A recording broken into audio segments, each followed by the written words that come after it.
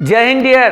तो चलिए बीएससी का और 25 एमसीक्यू लेक्चर 3 मिला है, 25-25 करके जैसे हम 100 बोले हैं, ये थर्ड आपका लेक्चर नंबर 3 है, जिसमें 25 तो हम लोग क्या करेंगे, बीएससी का एमसीक्यू करेंगे और साथ ही साथ 25 करने से आपका 75 एमसीक्यू कंप्लीट हो जाएगा। फिर लेक्चर 4 में 25 करेंगे, ये शॉर्ट एमसीक्यू आप लोग करके जाइए। फिर इसी तरह हम एसक्यू कुछ करवा देंगे कल, तो कल एसक्यू करवा देंगे तो आपका 36 मार्क्स का तैयारी हो जाएगा और लॉन्ग क्वेश्चन का भी कुछ इंपॉर्टेंट बता देंगे, वो पढ़ के जाओ तो आशा करते हैं कि आपका मंडे का एग्जाम अच्छा चला जाएगा। ओके, अच्छा आप लोग कोई पहली बार वीडियो देख रहे हो तो सर आप लोग क्या कर सकते हो, इस वीडियो के नीचे व्हाट्सएप ग्रुप का लिंक है, आप उसको क्लिक करके ज्वाइन कर सकते हो उस ग्रुप में। सर उस ग्रुप में जितना भी हम लोग पढ़ाते हैं पीडीएफ उस ग्रुप में डाल देते हैं, वीडियो का लिंक प्रोवाइड करते हैं और आने वाले दिनों में जो भी सर आपको फ्यूचर में इंफॉर्मेशन है ना उस ग्रुप में हम आपको दे दिया जाएगा। चलिए इसी के साथ सर आगे बढ़ते हैं और बताते हैं सर हमारे यहाँ सीएमए फाउंडेशन का क्लास सीएमए का चलता है, जिसमें से सीएमए फाउंडेशन का क्लास सर 7 अप्रैल से स्टार्ट होने वाला है ना। क्योंकि सर इसका एग्जाम जुलाई और दिसंबर में होता है, तो जुलाई थोड़ा सा नजदीक है, आप लोग सिलेबस कंप्लीट नहीं कर पाइएगा, इसीलिए हम लोग दिसंबर में सिलेबस कंप्लीट कर दिसंबर के एग्जाम में आप लोग को बैठाएंगे, इसलिए इसका क्लासेस अप्रैल से स्टार्ट करने वाले हैं। सर इसका टोटल कोर्स फीस कितना है 12,999, जो आप इसको इंस्टॉलमेंट में भी दे सकते हो, 5-4 के इंस्टॉलमेंट में। ओके, इसी तरह सर ग्रेजुएशन का फर्स्ट सेमेस्टर का क्लासेस हमारा 10 जुलाई से चालू होने वाला है। सर इसका एग्जाम कब होगा, इसका एग्जाम 26 में फरवरी और मार्च के आसपास होगा। ओके, इसका फीस है 799, कितना सर 799 और क्लासेस का टाइमिंग है 3 से लेकर 4 बजे तक। हाँ, बट अगर आप फर्स्ट सेमेस्टर में एडमिशन लेते हैं तो आपको सीएमए में एडमिशन लेते हैं तो फर्स्ट सेमेस्टर का आपको फीस नहीं देना पड़ेगा, उसी कॉस्ट में ये 12,999 में ही आपको सीएमए फाउंडेशन और ग्रेजुएशन का फर्स्ट सेमेस्टर का क्लास आपको करवाया जाएगा। ओके, चलिए आगे बढ़ते हैं सर और 25 क्वेश्चन करते हैं। सर 25 क्वेश्चन क्या है, 25 क्वेश्चन, पहला question sir question number 1, the full form of MRTP. Sir MRTP का फुल फॉर्म क्या होता है, तो याद रखिए monopolies and restrictive trade practice. Sir क्या याद कर लीजिएगा, monopolies and restrictive trade practice. Question number 2, hierarchy of needs was developed by. Sir कौन डेवलप किया, तो याद रखो मैस्लो, आंसर क्या होगा D. Question number 3, in which year SEBI security exchange board of India, security exchange board of India sir कब establish हुआ, तो सर स्टेब्लिश हुआ 1988 में, आंसर होगा B. Question number 4, the cheapest source of finance, है ना, मैंने कंपनी बिजनेस में पैसा जो उधार लेता है उसमें सबसे सस्ता कौन है, सर डिवेंचर लेने पर उस पर इंटरेस्ट देना पड़ता है, इक्विटी शेयर इश्यू करने पर सर उसमें डिविडेंड देना पड़ता है, प्रेफरेंस शेयर पर भी डिविडेंड देना पड़ता है, जो रिटर्न अर्निंग होता है इसको हम रिजर्व एंड सरप्लस बोलते हैं, इसमें कुछ पेमेंट नहीं करना पड़ता आउटसाइडर को, इसलिए इसको चीपेस्ट सोर्स बोलते हैं, तो आंसर का होगा D. Question number 5, the pathfinder मतलब fathers of the consumer protection movement कौन किया, तो याद इसका आंसर होगा रॉबर्ट नॉडेल। ठीक है, तो ये रहा क्वेश्चन नंबर 5, आप एक बार इसको रीड कर लीजिए, फिर हम लोग नेक्स्ट 5 में जाते हैं जल्दी से।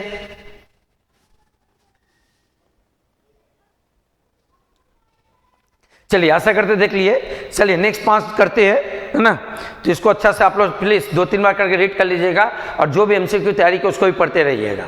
आते question number 6, who is the author the book of practice of management. Sir practice of management का ऑथर कौन है, लेखक कौन है, तो याद रखिए Peter Drucker. Sir question number 7, the central bank of India, India का सेंट्रल बैंक कौन है, तो हम लोग जानते हैं सर इंडिया का सेंट्रल बैंक एक ही कौन है, RBI, reserve bank of India.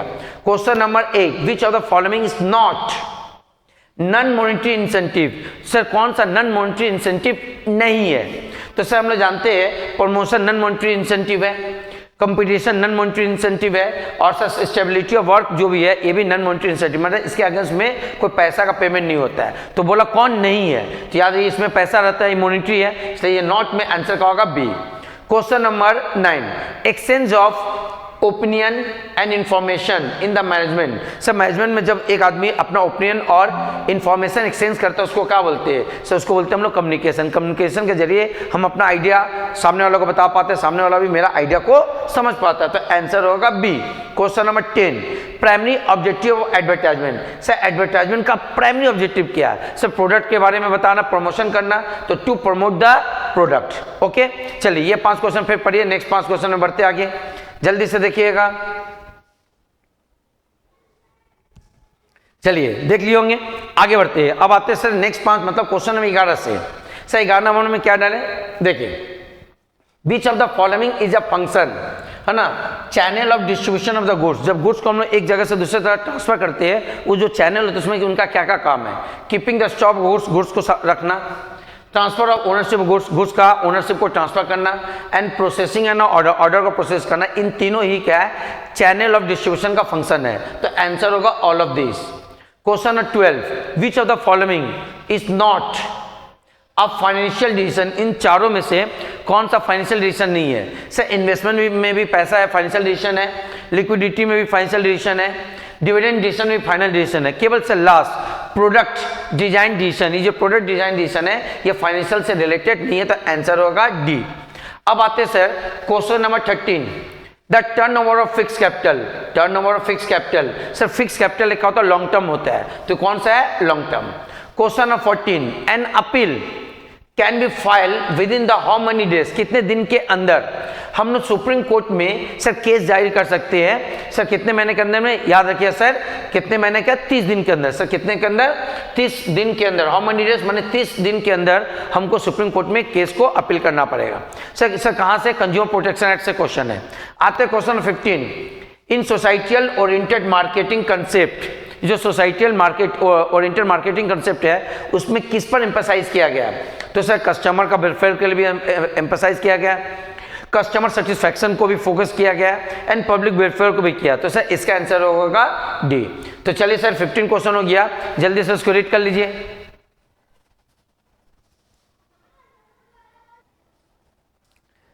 चलिए तो ये भी हो गया, आप लोग देख लिए, आराम से इसका स्क्रीनशॉट ले लीजिए, पढ़ लीजिएगा आराम से, ओके। और नहीं तो सर ग्रुप में हम तो इसका पीडीएफ भेज ही देंगे, ठीक है। आते हैं question number 16, the decision regarding the purchase of new plan. हम लोग जो नया प्लान परचेस करते हैं उस डिसीजन को क्या बोलते हैं, याद रखना वो एक तरह का इन्वेस्टिंग एक्टिविटी है, that is called investing decision. तो क्या होगा sir, answer B. Question number 17, the first step in the process of controlling. Sir थोड़ा देर पहले बताया था ना कि कंट्रोलिंग में 5 स्टेप होता है, पहला लास्ट याद रखोगे, तो पहला में क्या होता है सर, सेटिंग स्टैंडर्ड, है ना, आंसर होगा B. Question number 18, who introduce the concept of marketing mix first. पहली बार मार्केटिंग मिक्स का कंसेप्ट कौन इंट्रोड्यूस किया, तो याद रखो नेल बॉर्डन, बट फादर किसको बोला जाता, तो फिलिप कॉटलर को। तो पहली बार कौन किया, तो आंसर हो जाएगा Neil Borden. Sir question number 19, which of the following is not function of management. इसमें से कौन सा मैनेजमेंट का फंक्शन नहीं है, तो याद रखिएगा मैनेजमेंट का 5 फंक्शन होता है, POSDC। सर क्या, planning, organising, staffing, directing and controlling. तो सर प्लानिंग होता है, स्टाफिंग होता है, कंट्रोलिंग होता है, बट स्पॉन्सरिंग नहीं होता है, तो आंसर का होगा C. Sir question number 20, which one of the following is not a plan. इसमें से कौन सा प्लान नहीं है, तो सर पॉलिसी प्लान होता है, स्ट्रेटेजी प्लान होता है, ऑब्जेक्टिव प्लान होता है, बट सर मार्केट कोई प्लान नहीं होता, तो आंसर हो जाएगा डी। इसी के साथ सर ये 20 क्वेश्चन कंप्लीट हुआ, जल्दी से रीड करिए, फिर नेक्स्ट 5 क्वेश्चन में जाते हैं।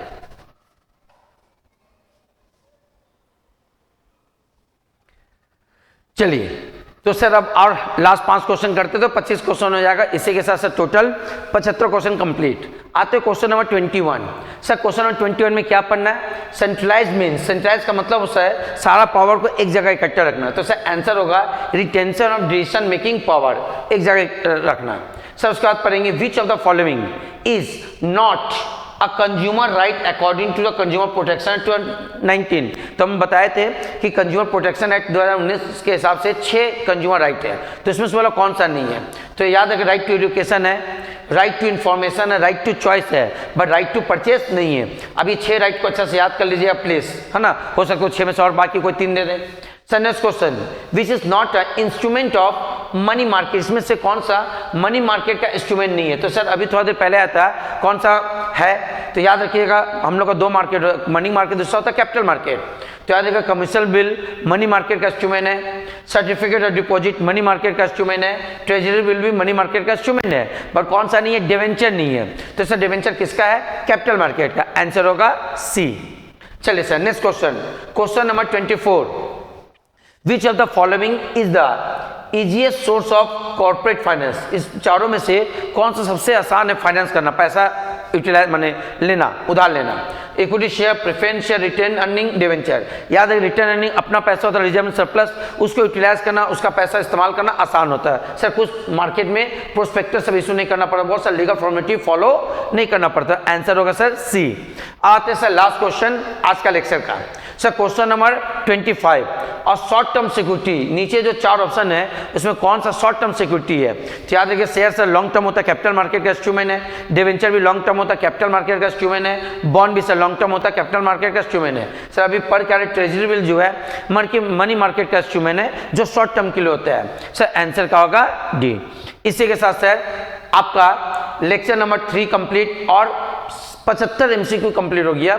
इस 75 एमसीक्यू को ठीक से पढ़िए और 25 एमसीक्यू आपको लेक्चर 4 में देंगे, वहां से पढ़कर टोटल 100 एमसीक्यू कर लो अच्छा से, फिर कुछ एससीक्यू करवा देंगे अच्छा से।